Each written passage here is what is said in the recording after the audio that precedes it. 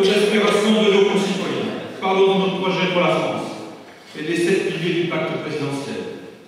Relancer la croissance pour travailler tous, améliorer le pouvoir d'achat, promouvoir l'éducation, encore l'éducation, toujours l'éducation. Cette éducation laïque qui fait que je suis ce soir devant vous grâce à elle. Aider les familles à accéder au logement et aux soins, décider l'excellence environnementale, lutter contre toutes les formes de violence, agir pour une France plus forte en construisant une République nouvelle et en renforçant la place de notre pays en Europe et dans le monde. Voici les 7 piliers qui seront déclinés tout au long de cette campagne. À 5 semaines du premier tour, nous devons donc tenir notre ligne, argumenter notre projet et combattre notre adversaire, notre seul adversaire, la droite. Et la droite, disons les choses clairement, c'est autant Bayrou que Sarkozy, et c'est aussi Le Pen.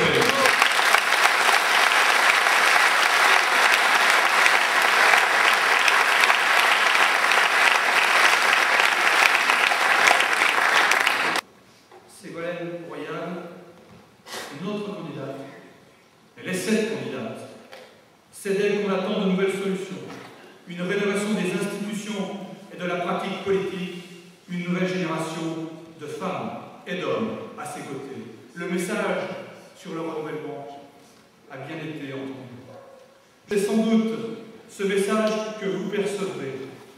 J'en ai l'intime conviction lorsque vous viendrez la rencontrer à l'occasion du seul meeting pour la région de Rhône-Alpes qu'elle tiendra avant le premier tour dans notre département.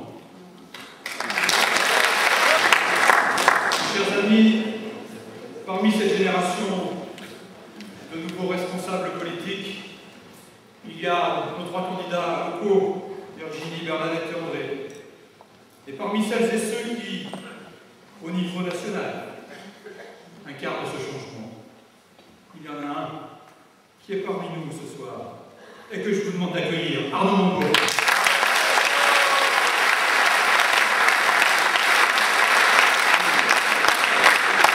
Mes amis, mes camarades, mesdames, messieurs, chers citoyens de ce pays de la mondeuse, qui subit la concurrence déloyale des vins fameux de Saône-et-Loire.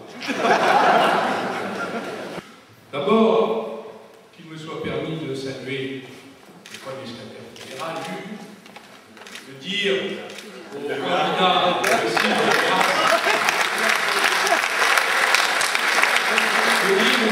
aux élections législatives que le mouvement s'engage dans la présidentielle pour prendre ensuite encore plus de force et de succès dans les législatives. Donc grand succès à André, bien sûr dans cette circonscription. Il a la chance, c'est un avantage, que dans toute la France, lorsqu'on achète un appartement, on demande le nombre de guémards. Donc c'est une chance dont il ne faut surtout pas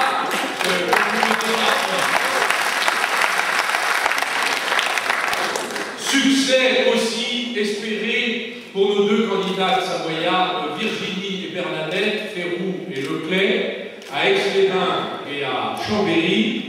Amitié, encouragement, le combat est formidable, vive les femmes en politique. La question centrale, François Mitterrand le disait à sa manière, si je sors ce carnet noir, ce n'est pas pour faire un usage abusif des boutades, j'ai promis que je n'en ferai plus usage. Mais pour citer cette phrase de François Mitterrand, l'histoire n'est que la somme des victoires remportées par la politique sur la géographie. Quelle belle phrase à méditer. L'année dernière, Carrefour, entreprise qui distribue, qui possède des supermarchés, a distribué à ses salariés une augmentation de 1,79%. Moins que l'inflation selon l'INSEE. Les dividendes versés aux actionnaires ont augmenté pendant la même année de 27%. Je dis, c'est assez curieux, d'autant que le prédécesseur de l'actuel PDG, un certain Daniel Bernard, est parti avec un chèque, retraite chapeau, parachute doré, je ne connais plus ses d'imposition. Bref, un chèque de 29 millions d'euros.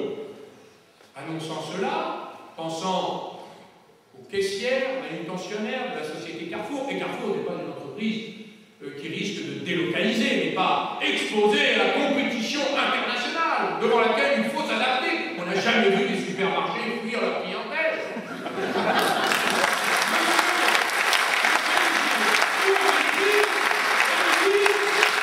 Je l'ai écouté, premier paragraphe, vos chiffres sont exacts. Mais, s'ils sont exacts, en clair, il m'écrivait pour que je ne le redise pas.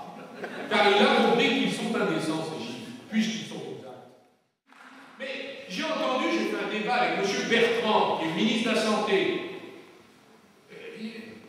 mais qui s'exprimait d'une façon curieuse. Il disait, mais si les salariés en ont envie, ils pourront gagner plus pour travailler plus. Ils pourront, s'ils le désirent, gagner plus en travaillant plus. Mais ce n'est pas eux les employeurs. Le métier de salarié, c'est pas une profession libérale. Je ne suis pas ces horaires. Je suis donc allé voir, comme vous tous peut-être, je suis allé chercher, difficile, parti à la recherche, parti à la recherche du diamant vert. C'est le programme de M. Bayrou. Il tient sur un timbre-poste, pas plus grand, il est donc très difficile à trouver. J'ai trouvé 4 propositions fondamentales. Il propose premièrement de rendre lisible la Constitution européenne. C'est un programme d'importance et d'envergure, car si elle a été condamnée par le peuple français, c'est parce qu'elle était illisible. Donc il suffit de corriger ce problème d'apparence et de présentation, et tout ira mieux. M. Sarkozy est un spécialiste de l'endettement. Car lorsqu'il était ministre du Budget, c'était à l'époque de l'excellent M. Balladur, la dette a augmenté en 2 ans, de 93 et 95, de 8 points. Vous savez pourquoi? Même technique. On augmente les dépenses, il faut gagner les élections, et on diminue les impôts parce qu'il faut gagner les élections. Eh bien, même technique, là, on augmente les promesses parce qu'il faut gagner les élections, et on diminue les impôts parce qu'il faut gagner les élections. La conséquence, c'est 8 points en 2 ans, et là, c'est 9 points en 5 ans. Ça fait beaucoup. 9 et 8, 17. 17 points d'endettement pour la France grâce à M. Sarkozy. Nous avons affaire au plus grand docteur Folamour des finances publiques que nous n'avons jamais eu avec. Allez voir vos parents, vos grands-parents, vos amis. Dites-leur non pas seulement que Sarkozy est dangereux, non pas seulement que Bayrou est un opportuniste. Dites-leur que la voie du salut, de la reconstruction du pays, sur la table avec les citoyens, c'est Ségolène Royal qui porte ce projet. Ce pacte présidentiel dit bien son nom, c'est un contrat honnêtement constitué devant le corps électoral. On met les choses sur la table, on se dit les choses. On est d'accord, on est d'accord. On n'est pas d'accord, on aura autre chose. C'est le moment de passer ce contrat et ce pacte. Je vous souhaite une belle campagne. Et j'espère que vous allez